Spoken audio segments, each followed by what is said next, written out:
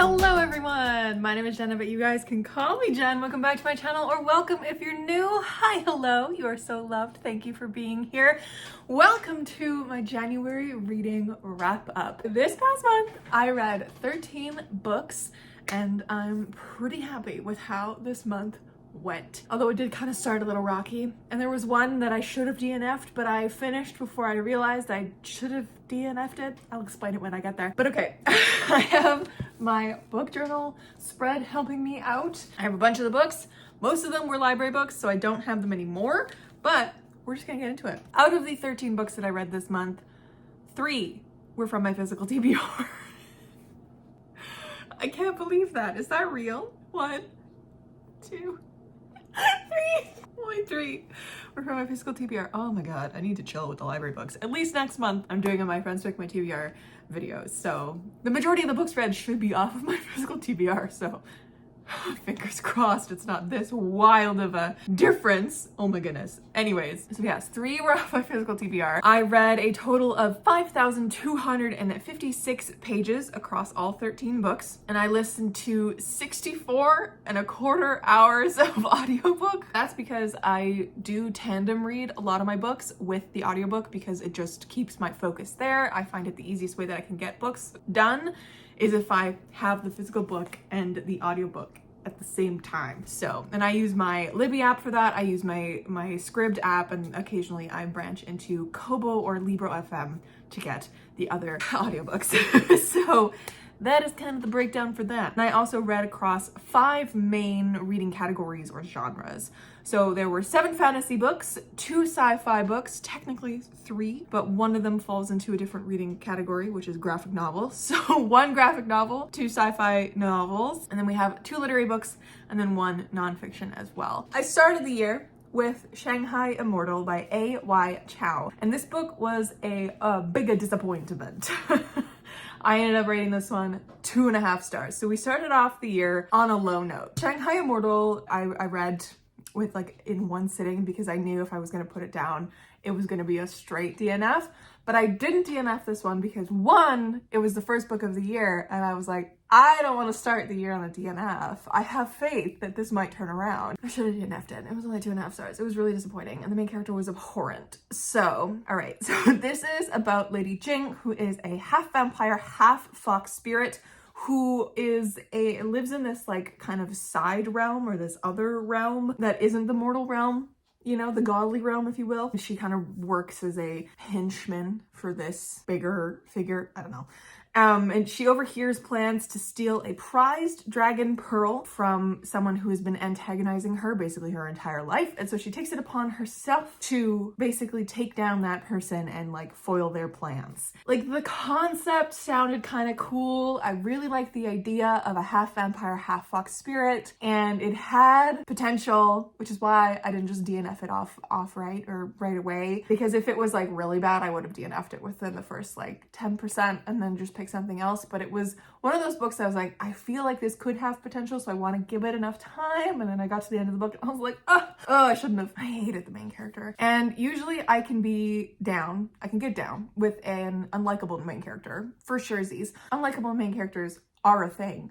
And if I go into a book knowing it's going to be an unlikable main character, or if I come to realize that it's an unlikable main character, but that's the point of the book, I'm okay with that. This book tried to make Lady Jing appealing, and she really was not.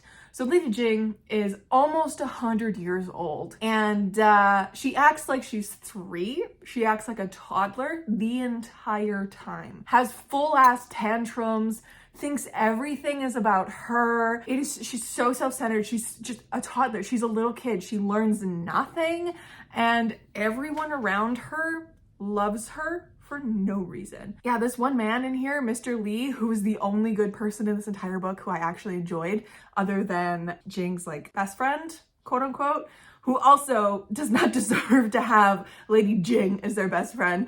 She deserves so much better than that. They're all here trying to take care of her. It was bad, and it was paced really stupidly too. The story just felt so disjointed. Anyways, no. This one I do not recommend. I really did not like it. I felt like it had so much potential, and The next book I read was Exit Strategy by Martha Wells, which is the 4th book in the Murderbot series, which is great, fantastic. It's also my favorite in the Murderbot series so far. So my overall opinion about the Murderbot books are they're enjoyable, but they're like nothing great. So I will continue to read them and I will continue to pick them up. Every time I read a Murderbot book, they are like from a 3 to a 4 star. Like they're nothing special, they're nothing like absolutely terrible, but they're just fine.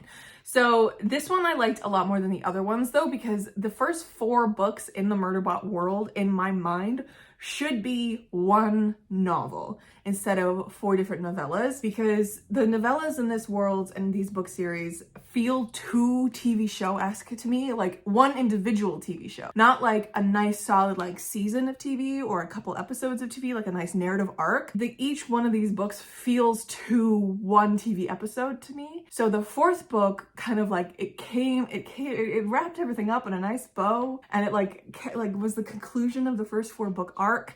And I was like, oh no, this feels satisfying, which is what I was missing from the other books. So I think if I reread the Murderbot series, I would read books 1 to 4 in like one fell swoop as though it was one novel. And I think I would enjoy it a lot more. That isn't to say I do really enjoy these. That isn't to say I don't enjoy these books. I really enjoy these books. Like they're enjoyable little quick reads, and they follow a genderless robot murderbot who is extremely anxious.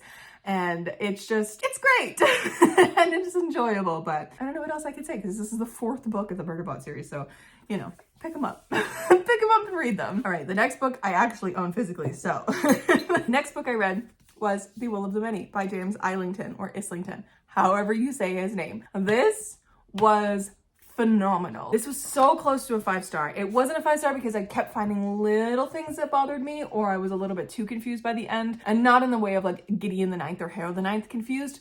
Genuinely like, I'm not sure about this. Probably would be fixed on a reread confused. Might just be me, may actually be the book. Maybe I need all the series to see the big picture. Who's to say? But I gave this 4.5 stars either way.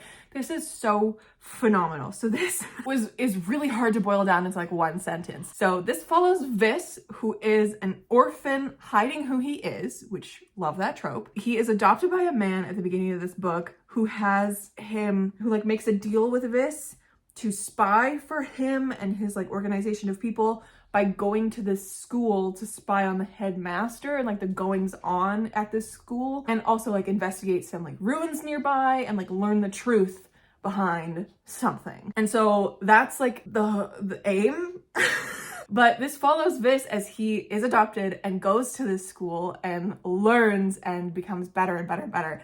And I really enjoyed this book. It was so fascinating to see the world and the story unveil itself. There's so much going on in this book.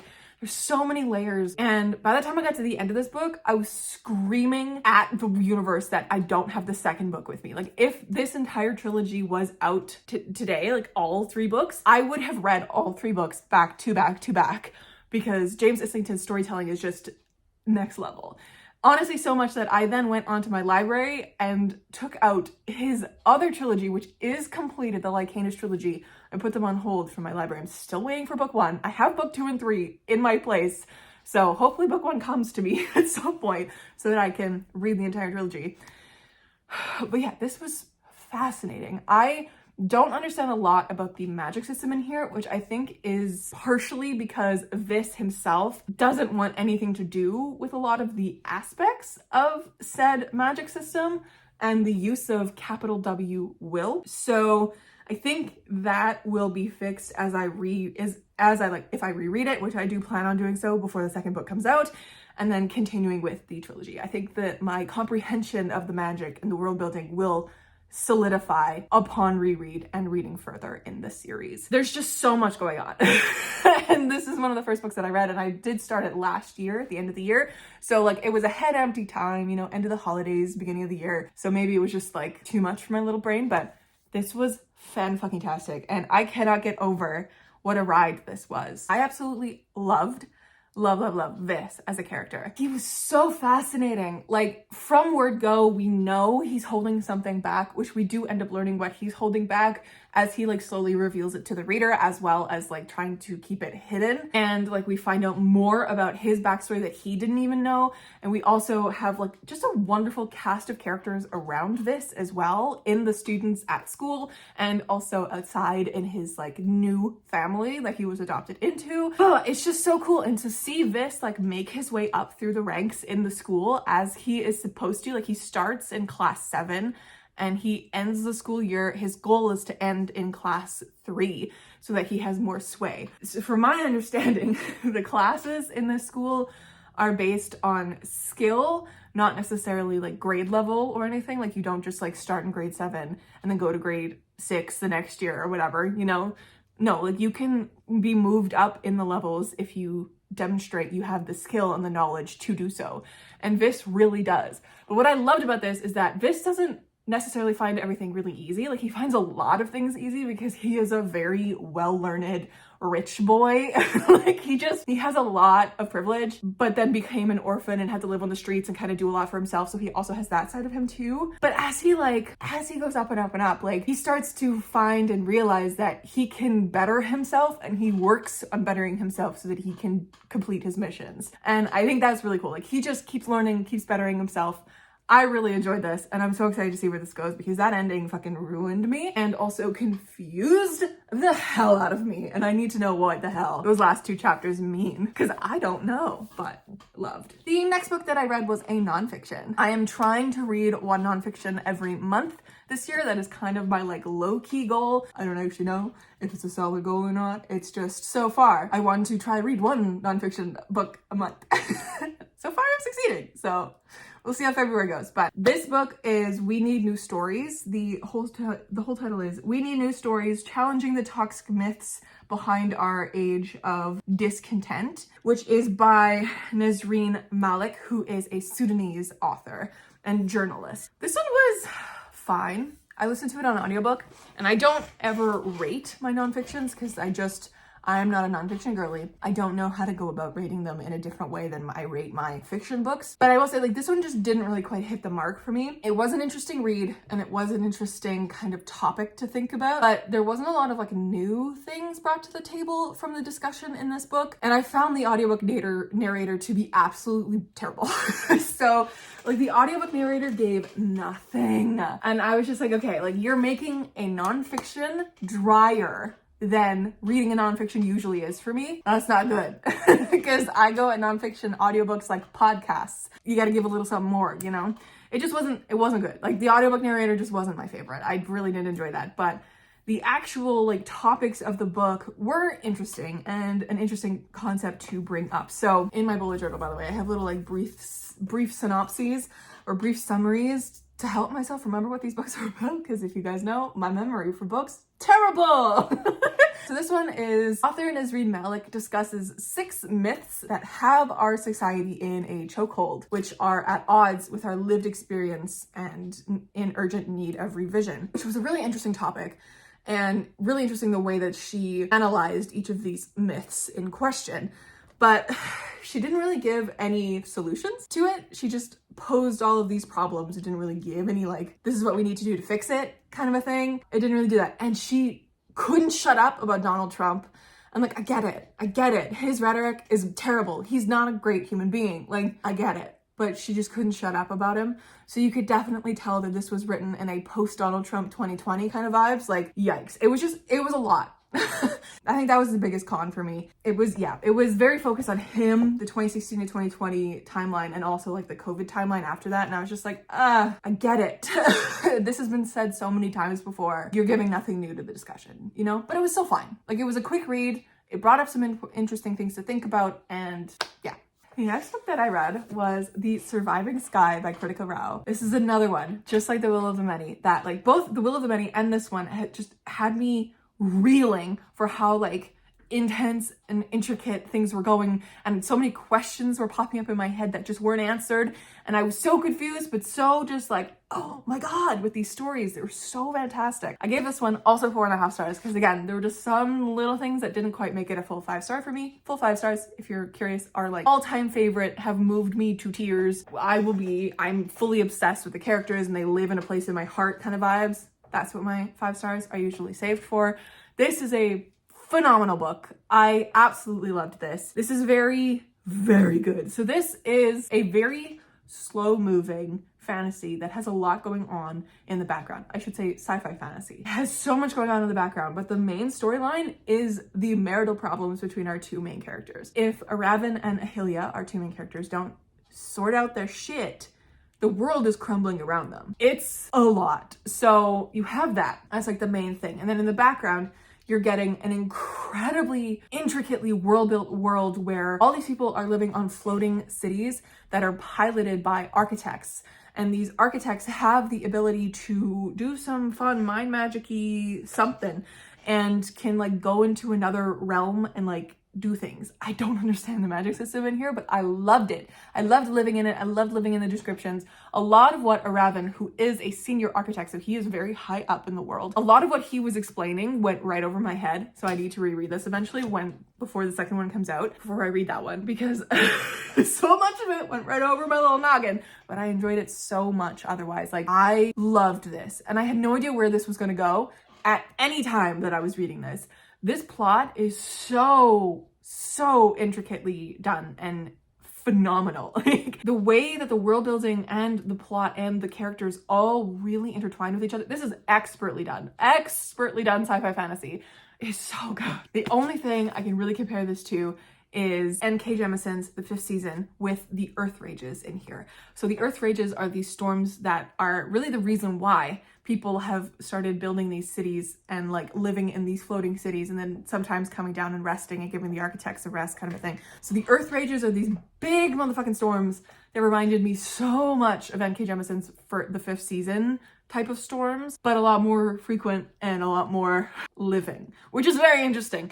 And the world building in here is so cool. Like the jungle vibes, so cool. So it reminds me of that. And it also reminds me, speaking of the nature, it reminds me a lot of Sarah Beth Durst's The Queens of Renthia trilogy, which is one of my low-key favorites. I absolutely loved that trilogy. And the world in Sarah Beth Durst's trilogy is so different from this one, but it's so nature-based that it reminded me so much of this, and this reminded me so much of that, and the little creatures you can get in the nature, and that kind of a thing. So that reminded me of that. And like the storytelling vibes of Sarah Beth Durst compared to this, very similar to me. And also Critical Role's EXU Calamity. The floating cities in that, with a focus on Loquacious and Laren with their marital problems, same thing, you know?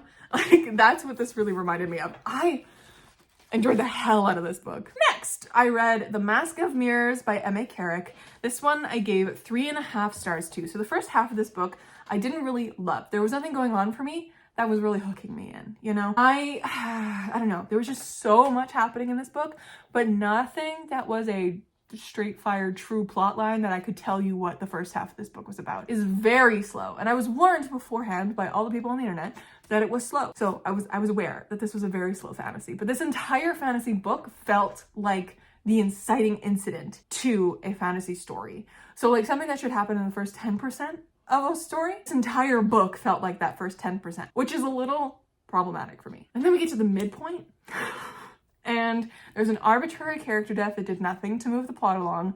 It was just there for nothing. And there's also an acid trip, weird dream sequence thing that felt so out of place. And it was this big moment that was like, oh, hey, by the way, this plot line that's just been barely mentioned in the background is actually the most important plot line that you should be paying attention to. But the second half of the book was a little bit better organized, and the ending did save it for me that I do want to read book 2.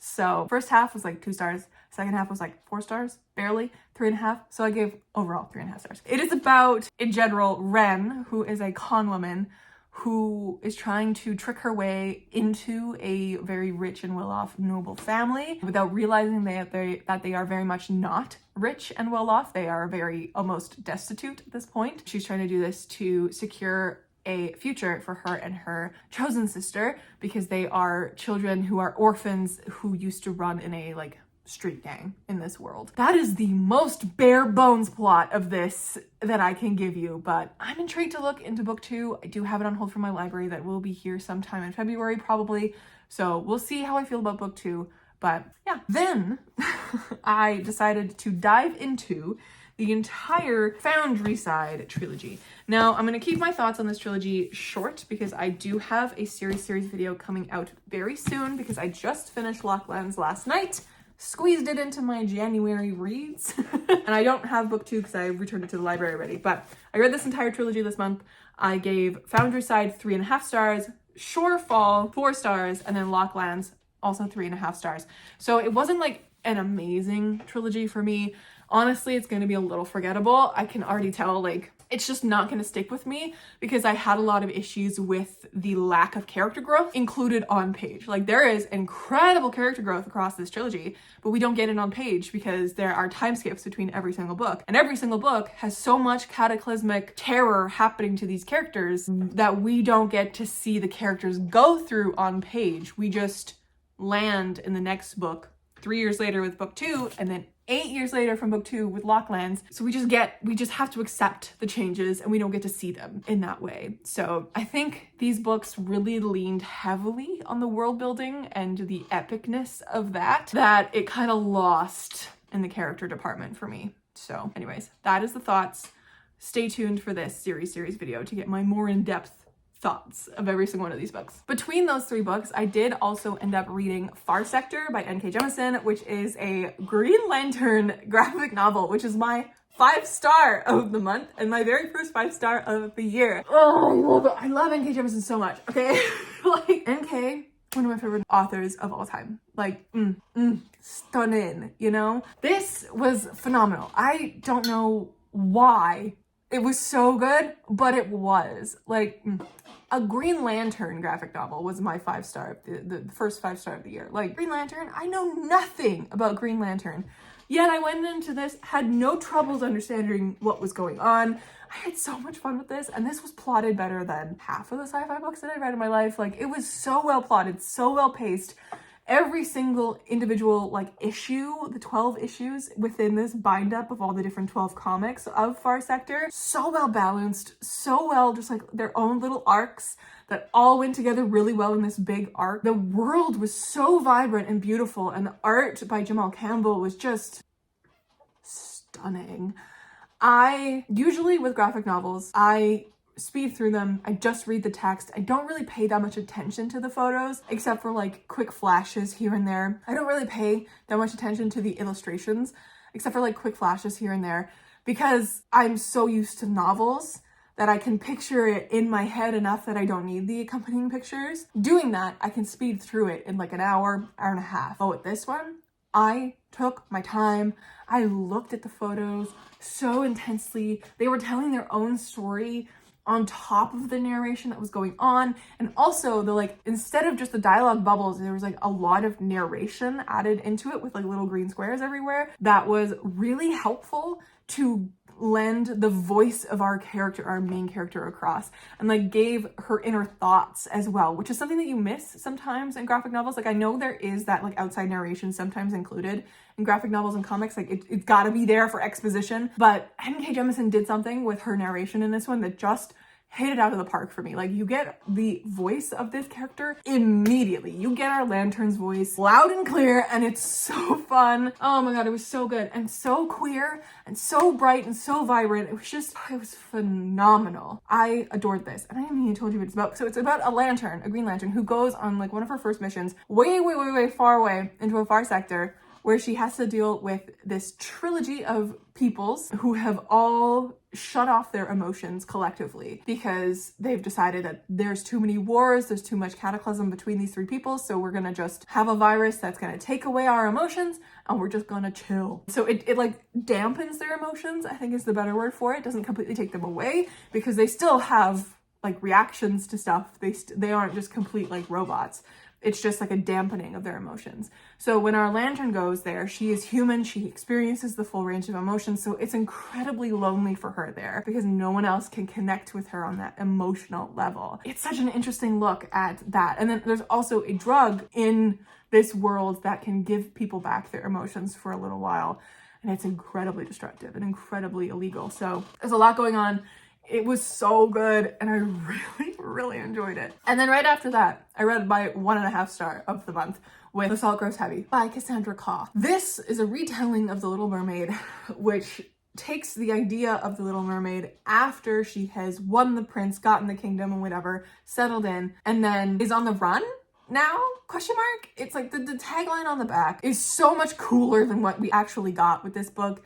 It's like, it's the Little Mermaid, like everyone forgets that mermaids have teeth, and now her daughters are like, have burned down the kingdom kind of a thing, and she's on the run.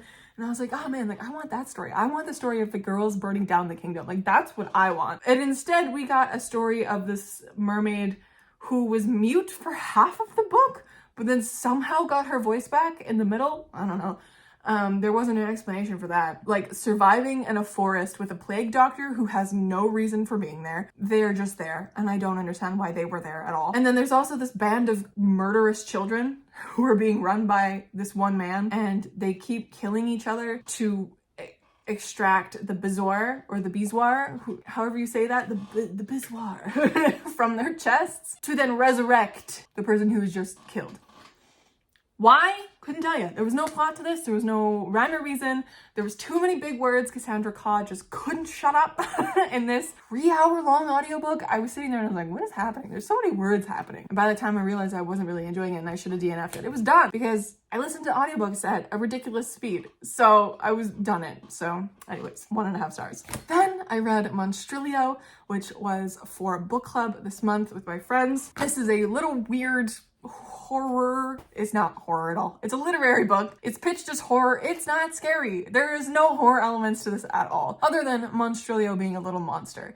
So this is about a mother who loses her 11-year-old son, falls into grief, cuts him open, his corpse open, and cuts out a little piece of his lung that she then leaves in a jar and then eventually feeds, and it grows into this little monster and whatever, which becomes Monstruo. So it's an interesting look at grief and monstrosity and love and all this kind of stuff. The first half of the book was great. I think the first half of the book was like a 4.5 star for me. Second half of the book, like a 2 star for me. It just really didn't do it. We jump forward 7 years, and Monstruo is suddenly like 17, 18 years old for some reason. And I'm like, he should be only like 7 years old from when he was created.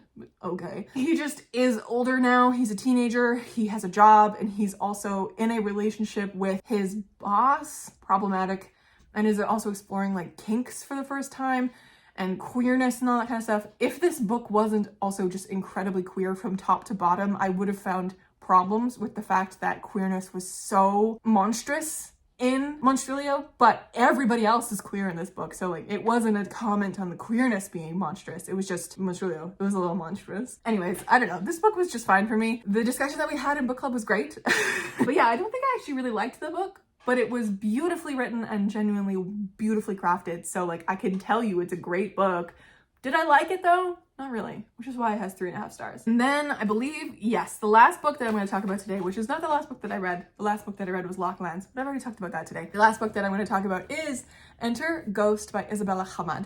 So this is a Shakespearean literary fiction. I did not realize it was Shakespeare when I picked it up. I found this in a TikTok video that was recommending Palestinian literature. This is a Palestinian British author, Isabella Hamad, that is about our main character, Sonia, who goes back home to Haifa to visit her sister, who is the only remaining family member who's still living in Haifa. So she goes back to Haifa to visit her sister. And there she ends up meeting her sister's friend, Miriam, and Miriam is currently in the process of creating a production of Hamlet. Sonia is an actress. She is part of the theater scene in England where she lives. She's not particularly like successful or anything. She's just part of the scene, and she's feeling a little slumpy in her life. So that's why she goes back to visit her sister and stay with her for a while. It is very modern Palestine, like 2020s earlier or like sooner kind of a thing. So it's very, very politically charged. So this entire book is set with an incredibly politically charged, racially charged, all this kind of stuff background with protests and different kind of like very intense issues happening in the background, as the foreground is a cast of people, a very small cast, very insular cast, creating this translated version of Hamlet. They're not creating the translated version, they're just putting on the production of a translated into Arabic version of Hamlet. It is a interesting conversation between the characters and their feelings towards Hamlet as a play and like what they think it's about and like the importance of it, etc., etc. I really enjoyed this. So for the majority of this book, I was super bored. I will say that. Why? Because the audiobook narrator gave me nothing.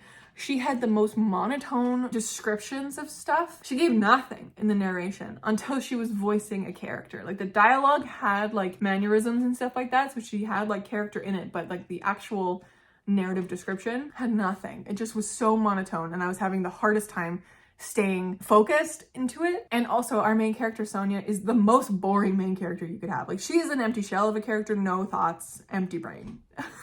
So the more interesting stuff is happening all around Sonia.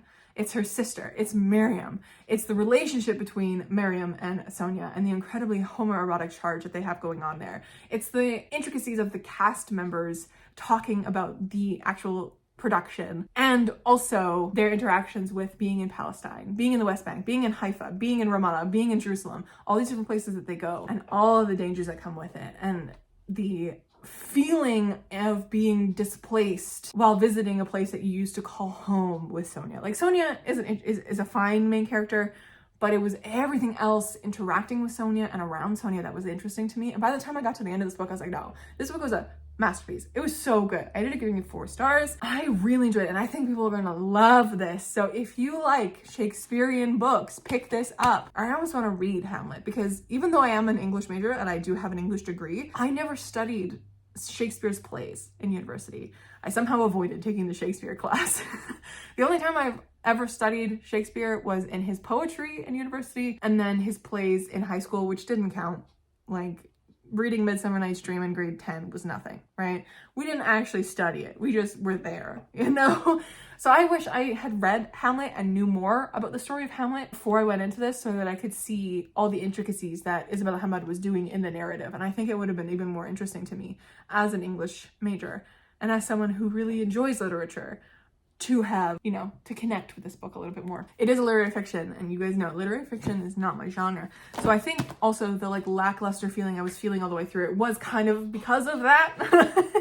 I find a lot of literary fictions kind of lackluster, so there is that. But anyways, my friends, those are the 13 books that I read this month. Let me know down below what your favorite book of the month was that you read. I would love to know. Please chat to me in the comments, and I will catch you in another video very soon. Stay kind and keep on reading.